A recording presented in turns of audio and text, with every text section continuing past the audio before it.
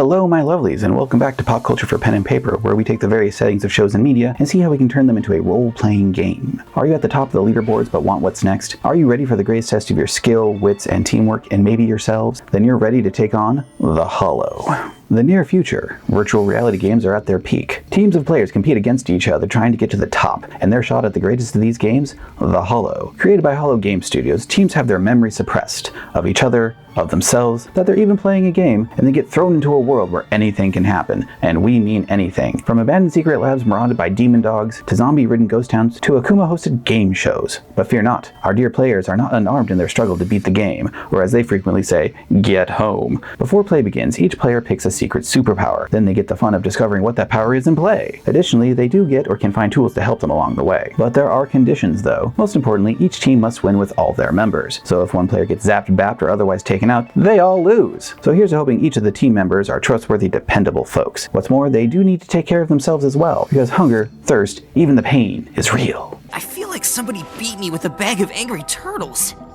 Okay. Whether you're fighting monsters, helping the needy, or solving the puzzles, remember, not everything in the Hollow is as it appears. So try to find the way home, make sure everyone makes it out alive, and win the game. Don't forget, if you get stuck, you can always ask your friendly Weirdy for help. But remember, his help always comes at a price. As I always say, slot ability is key, and the Hollow slots perfectly, or near perfectly, into the Cypher system role-playing game, a firmly middle ground system on the soft to crunch complexity spectrum. The core mechanic of which is roll a d20 and try to equal or exceed a target number, with the occasional +1 or +2 modifier, depending on the circumstances. But the target number is flexible, as it can be lowered by the skills and abilities of the characters. If that's not enough, the players can also spend experience points to re-roll or edit the scene. As for your race, ancestry, etc., all the players of the Hollow and its related games are human. Yes, even weirdy. However, if you want to vary it, maybe the GM might allow you to play one of the game's NPCs. Either way, the rules are the same in that there are no rules. Basically, characters are defined by what they do and know, and not what they are. As such, every character is a descriptor, a type, which is essentially a character class, and a focus, which is the special thing your character does or area of interest, while everything else is delicious flavor.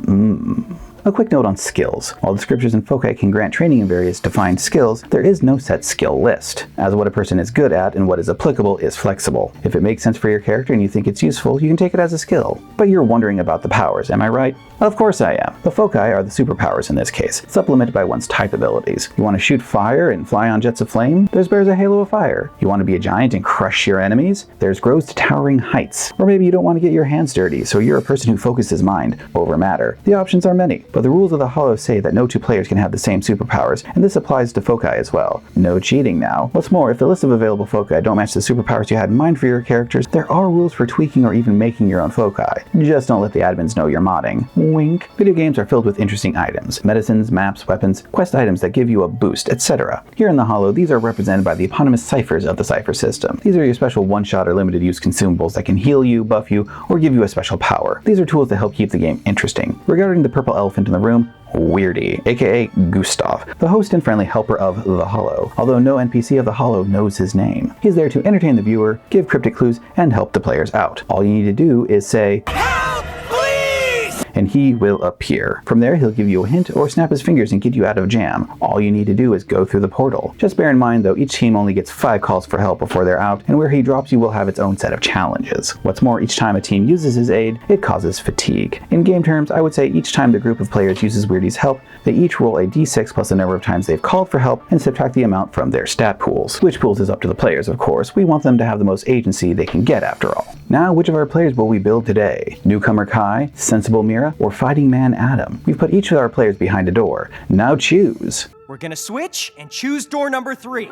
And our protagonist to build is Adam. But just so our other players don't feel too let down, here's a quick build for our other contestants. Kai is a mechanical adept who bears a halo of fire, while Mira is an empathic speaker who rules the sea. Now for Adam, the de facto leader of our players. He would be a strong warrior who needs no weapons. As for what that means, starting with the stats, stats in the Cypher system are pools of points that one uses to power abilities, pushing themselves with effort to lower difficulties on rolls, and act as health. Nominally, Adam is both a muscle man and a speedy go-getter, but he does lean a little more towards power. So distributing the starting points and adding the bonus points from his descriptor, Adam's might is 16 with a speed of 12 and an intellect of 10. A really good might, a good speed, and an average to above average intellect. He's strong but not stupid. From there, let's give him a might edge of 1. Edge reduces how much from a pool a player needs to spend to activate an ability or use effort, and the higher the edge, the fewer the points one needs to spend. As for his type abilities, let's give him improved edge, giving him a speed edge of 1. As said before, he is both strong and fast. After that comes trained without armor. He ducks, dodges, and is trained in speed defense actions. And of course we have to have no need for weapons, so his unarmed attacks count as medium instead of light weapons when someone needs to talk to the hand. Then for his last type ability, he gets physical skills, making him trained in climbing and bouncing to help him get around. His strong descriptor trains him in jumping and breaking objects. He has wide maneuverability and can show obstacles to his boss. Lastly, his focus gets him the Fists of Fury ability, which grants him a bonus on unarmed damage. And that's Adam. Out of the gate, he can handle the hardships and hit like a truck, assuming no one takes him off his feet, that is. With his high might, he can tank for his team, and between his might and speed, he can do decent DPS. All in all, a solid support for his team. As for the kinds of stories you can tell, the thing you have to remember is that the setting is Earth, but 20 minutes into the future. It reminds you of simpler times when youths could have fun with no more than a desktop computer and broadband internet?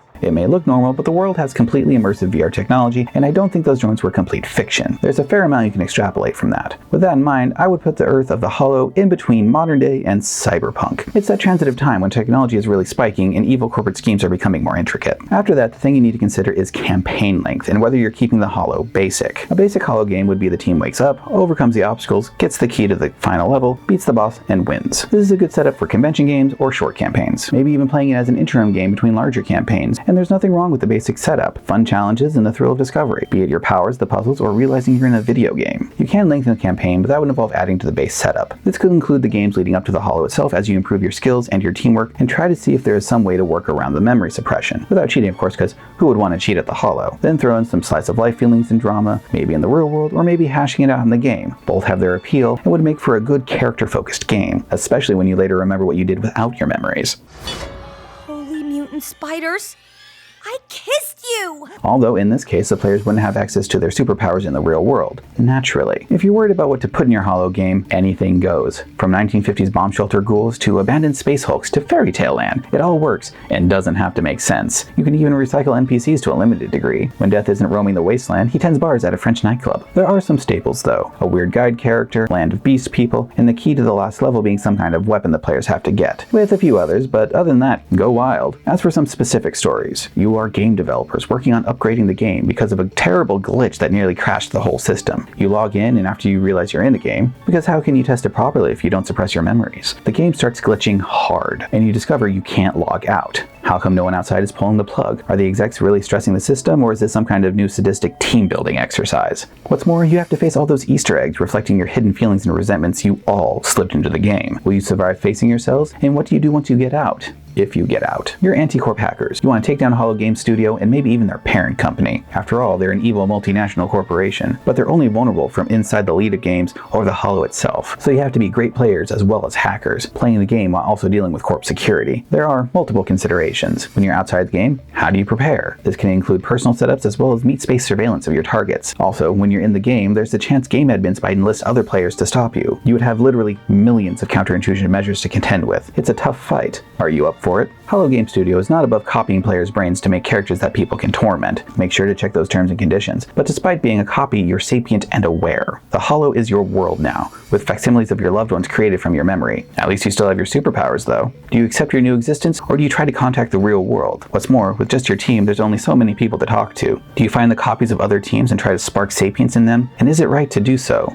Or maybe Hollow Game Studio is trying to delete you or the construct you live in. You may be an accidental AI, but you don't want to die. So you take up powers against their service techs and fight for your lives and your new world. Then again, who's to say you won't end up doing all three in your Hollow life? All this and more awaits you in the Hollow. Are you ready to get in the game?